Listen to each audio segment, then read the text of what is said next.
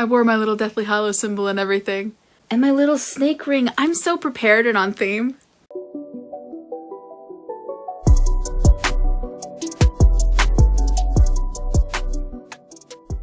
Hey babes, it's Lilith. Welcome back to my channel. I haven't uploaded in a minute. Did you miss me? I took a little bit of a break from posting here and on TikTok for mental health reasons, and I kind of admit I got a little bit lazy because the holidays are coming and seasonal depression. But I am back and raring to go, and I thought that a great way to kick off my next upload would be with a nerdy video. So of course Harry Potter was the thing that came to mind. For anybody who does not know me and has not seen my other social media, I love Harry Potter. I have character candles and pop dolls back here. You can't see it, but there is a framed drawing of Remus Lupin right next to me.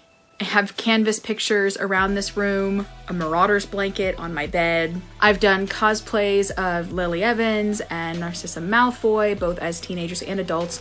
I had my own Harry Potter OC. And anyone who follows me on TikTok and Twitter knows that a lot of my content has to do with Harry Potter, and anybody who has seen my shifting content knows that I am shifting to Hogwarts. I think I did one other Harry Potter related video on this channel forever ago where it was like a Harry Potter questions tag, but I haven't done any Harry Potter content since then, which is sad because I absolutely love Harry Potter. I'm just an all-around Harry Potter nerd, but we do not stan J.K. Rowling in this house. I just want to put that out there as a disclaimer on this video. I love Harry Potter, but I do not support J.K. Rowling. My love of Harry Potter mostly came from the fan base and the parts of the fandom that really came alive with new content like ships and headcanons and fanfictions and stuff like that. And that's really where a lot of my love for the fandom came from, but also obviously because I had the books and the movies as kids. But this is as kids, many a child, kid, me, one of them. I was thinking about when me and my siblings were kids, sorry. Anyway, there was a lot of Harry Potter when I was a kid, and then I jumped really heavy into the Harry Potter fandom as a teenager, and then even heavier in Harry Potter TikTok 2020, if you know, you know. And as such, I have come across my fair share of Harry Potter headcanons. Character-based ones, timeline-based ones, really happy ones, really depressing ones. And so I thought that I would do a video today to talk about Harry Potter headcanons I completely believe in. Not necessarily like my favorite ones, but ones that I wholeheartedly am like, yes, you cannot convince me that that is not the truth.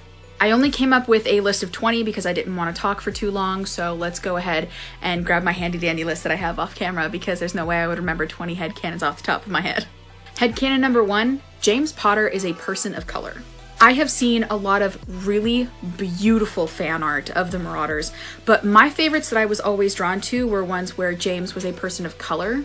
And I've seen so many fan fictions and POVs and just really great stuff where James is portrayed as black rather than white. I know that his like popular most main fan cast happens to be a white guy. I don't know the actor's name off the top of my head because ADHD, I want to say it's Aaron Taylor Thomas? The guy that played Pietro. Someone's gonna get really mad about that if I just messed up his name. Aaron Taylor Johnson. It's Aaron Taylor Johnson. Who the hell is Aaron Taylor Thompson? Thomas? Some dude named Aaron.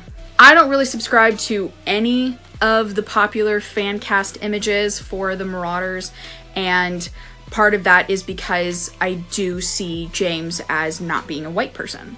If you haven't seen the fan art of James where he is a person of color, I highly suggest going and finding that. The representation just makes my heart feel really warm, and also I don't know, I just love it. It's just one of my favorites. And fitting along with that headcanon, my second one is that means that Harry is mixed. When reading the books, I just kind of imagine Harry to also not be a white person. In my head, when I'm reading the books, James is black and Lily is very pale. And so in my head, when I see Harry, as much as I like Daniel Radcliffe and as good of a job as I think he did in the films, to me, Harry just isn't a white person in my head. I don't know why I always loved those two headcanons. I just did, and the fan art that I see of them not being white just makes my heart really happy. And yeah, it's just the first two I decided to come out of the gate with. Number 3, sticking with the list of Potters, my favorite headcanon for Lily Evans is actually that she is plus-sized. As a plus-size girl myself, I really like seeing plus-size representation in media, And for some reason, I like the idea that Lily is plus sized. I have seen some fan edits of it, not fan edits, fan art. I've seen fan art of it. And I also did a cosplay of Lily myself, which you can see on my TikTok, which the links for that kind of stuff is below. But I don't know, it really resonated with me. The idea that she was like the object of James's affection and obsession, and he just like was in love with her from day one, when she had a body type that in the Muggle world would have been considered less than pleasing.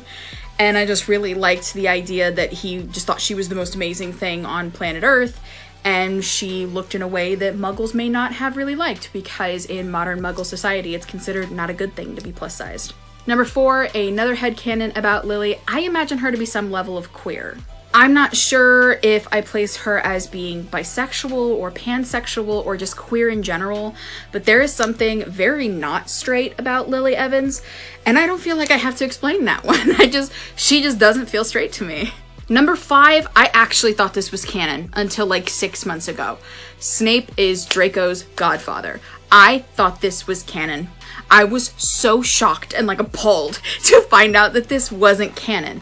It was just super commonly talked about to the point that everybody thought it was canon. And I saw a huge comment section of a video on TikTok where people were like, "What do you mean it's not canon?" And no, he's not. I'm horrified to find that out. And I'm sorry if this is how you're finding out. But canonically, he's not his godfather. But I choose to believe that he is. There was clearly a closeness between Narcissa and Snape, and obviously Snape was friends with Lucius. And the way that he protected Draco, I really don't think that was just because of the swear that he made. I think that was also because I genuinely think that he is his godfather. So I run with that. I thought that was canon because I was so convinced of it. I didn't question anything about it. Number 6, I think that Narcissa is not only the most dangerous Malfoy, I think she is the most powerful of the 3 Black sisters. Now, we know Andromeda's powerful. We know that Bellatrix is powerful. But this woman lied to the Dark Lord and got away with it, which means she must have had the power to block him from her mind. So I think that of her and her sisters, she is the most powerful of the 3. And plus I just like the idea that Narcissa's kind of viewed in a lot of parts of the fandom, not all parts, but a lot of parts of the fandom as, you know, a speak when spoken to, perfect pureblood who's just there to stand quietly by her husband and look pretty and be a mother and blah, blah, blah.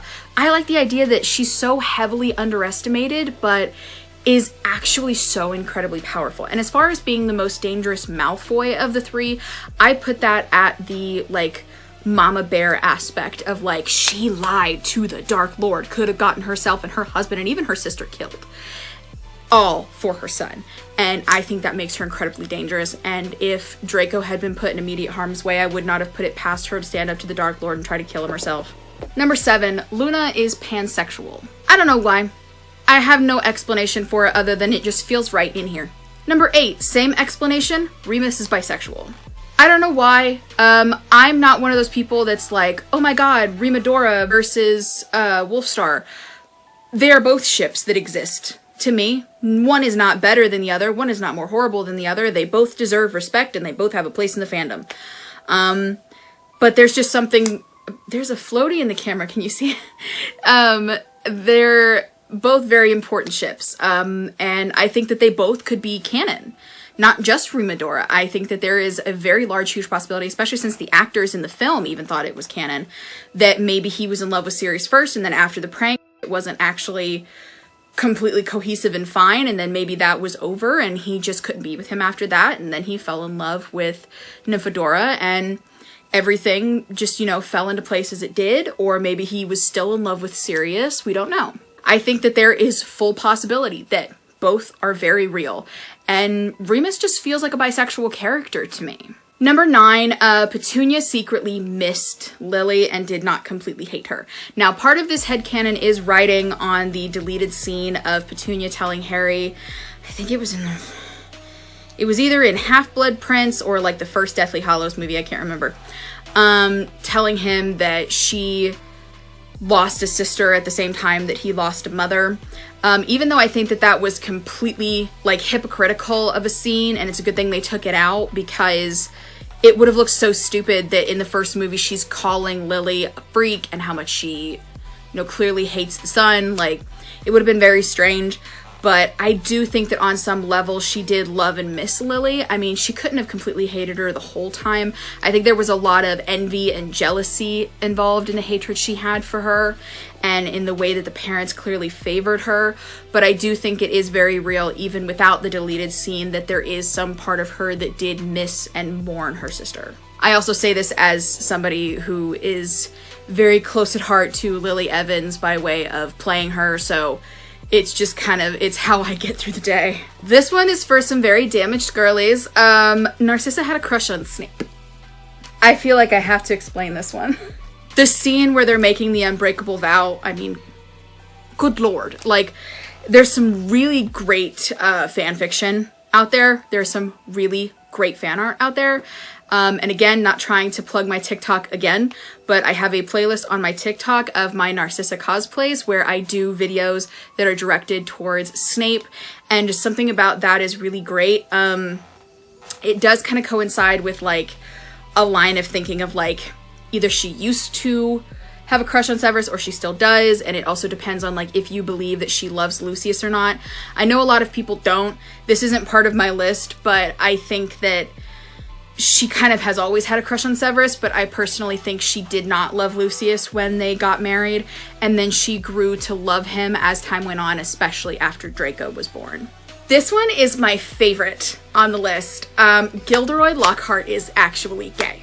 This was brought up to me in a Discord server like 2.5 years ago, and I have not stopped thinking about it since, and here is the reasoning. Gilderoy Lockhart doesn't just thrive on attention from the entire world. He specifically thrives on attention from women and his fangirls and the women that fawn over him, which is often something that happens when a person is gay, and they become very, very outwardly obsessed with the opposite sex. And I think it makes a lot of sense that he is deeply overcompensating by, oh, me and all my fangirls, oh, me and all these women who love me, when actually he's like a self-hating gay who's in the closet because he thinks that no one would pay him any praise or attention if they knew he was gay. So I think that the obsession with his fans, especially his female fans, is to compensate for the fact that he's actually in the closet. This comes from my time as playing Narcissa, and I can't remember if I made any videos on it or if I had audios saved to make videos for this later, because I keep telling myself I'm going to go back to cosplay and then I just never do. But I have a headcanon that Regulus was actually Narcissa's favorite cousin. Can't tell you why. I have no idea. I just know she hated Sirius's guts. And I choose to believe Regulus was her favorite cousin. I don't know why. It just feels nice. It feels nice to think that. 13. This one comes personally from, again, playing Lily. I personally think that Lily wanted Remus to be Harry's godfather. I don't know if this was a, I want him to be the godfather with Sirius, or I want him to be the godfather instead of Sirius. If it was a with situation, this could also coincide with complications from if him and Sirius were or were not a couple at the time. And it's also really complicated if it's an instead of situation. I personally believe Lily really loved Sirius. He was one of her best friends, but she also knew he had a tendency to be incredibly immature and irresponsible, and that Remus was a lot more responsible than he was. But I think that the reason that he is not like a co-godfather or the godfather instead of, partially is because James fought really hard for Sirius to be the godfather, so if they were, they would have been like co-godfathers. But I think the reason that he's not is because he would be too afraid that he would not be able to take care of Harry because of his werewolf condition, and that he would have nowhere to put him and no one to take care of him with how dangerous he had become in his own mind, and how he like would just have no way of taking care of a baby. And then when he got older, he would be afraid that Harry would be scared of him, which kind of aligns with the fact that Canon Remus clearly didn't want kids and threw an entire fit and a half when Tonks got pregnant. So I think it lines up a lot with the fact that Remus was Lily's closest friend, I think, among the Marauders, and he was one of her best friends in the world as far as I see it, and she wanted him to be a godfather as well, but he didn't feel comfortable with it because he thought that he would either hurt Harry or kill Harry, or that Harry would become afraid of him, or he would get hurt because Remus wasn't there because he was off on a full moon. Next up, I don't know why, I see this a lot and I enjoy this headcanon. Lucius was engaged to Andromeda first. I don't know if it's canonically said how far ahead in years Andromeda is from her sisters, but I believe Bellatrix is the oldest. Yeah, I think Bellatrix is like 4 years older than Narcissa, and Andromeda's the middle sister, I think. So I think I would assume she's like a year or two older than her, something like that. And Lucius is actually a year older than Narcissa. So in my head, I think Lucius and Andromeda were actually engaged first, and then she ran away with Ted. And their father, Cygnus, did not want to lose the match between the Blacks and the Malfoys, because the Malfoys were a very wealthy family, even if they weren't like as, I think, like old money and as prestigious as the Black family. He didn't want to lose that match anyway, so he smashed them together because he had lost his ability to marry Andromeda. One that has fueled many a crying fits at 2 a.m. Narcissa went to visit Andromeda after the end of the war. Narcissa is not a good person by any stretch of the imagination, and she is definitely a very gray moral character, has done a lot of really, really bad shit. But I think she mourns a lot for the sister that she lost, because I like to imagine that the three sisters were very, very close when they were young, especially since I fully believe that their parents were physically and emotionally abusive towards them. That's just the vibe I get. And I think some part of her always missed Andromeda, even though she was ashamed of her and no longer spoke about her. But I think after the war was over and she had gone through and lost her husband for a little bit and her son was in danger, and then Bellatrix, who was really the only, like, family who was not Malfoy, I guess, that she had left, had died. And then she heard through the grapevine of things that Ted had died and Dora had died. I think that Narcissa would have gone to Andromeda after the war. I don't think it would have gone well, necessarily. I think there would have been a fight. Andy probably would have shut the door in her face. Maybe it would have been like an argument, but I think for some reason Narcissa would have longed to see her at least once and see how her life had gone. And I think she would have gone to see her at least one time. This is another one that I cannot believe is not canon because it's so spoken about. I thought it was canon. Sirius Black's middle name is Orion. This is not canon. Nowhere in book or film is it mentioned that Sirius has a middle name at all. But you see so many headcanons and fanfictions and POVs and everything where he is referred to as Sirius Orion Black that I just thought it was real. It's like the Snape is the Godfather thing. I thought that that was real. It's kind of like saying you will never understand how shocked I was to find out that James's middle name is not Fleamont. I thought it was his father's name. For some reason, I seem to be under the impression that most of the guys in the Harry Potter series have their father's name as a middle name. But yeah, I was super shocked to find out that James's middle name is not Fleamont and Sirius's middle name is not Orion. I'm a little looser about the James middle name thing. I still think of him as like James Fleamont Potter, but I guess you could kind of remove that since I've also seen headcanons where people think his middle name is Henry. But I cannot imagine Sirius with a different middle name than Orion. So in my head, he will always be Sirius Orion Black. This is one of the saddest headcanons I have ever seen, but I believe it with my whole heart, that because Remus and Tonks were heroes of the Battle of Hogwarts, that there was a very good possibility that they were put on chocolate frog cards, and that Teddy at some point as a child or in his teen years at Hogwarts would have gotten cards with his parents on them, and that meant he would have started collecting them because I'm gonna try not to cry, because it was a very brief chance for him to be able to see his parents' faces, and that's why he started collecting chocolate frog cards.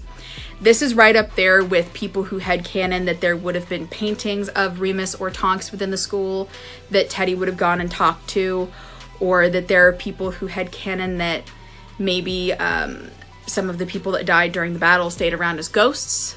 I don't want to get into that because I'll get very upset.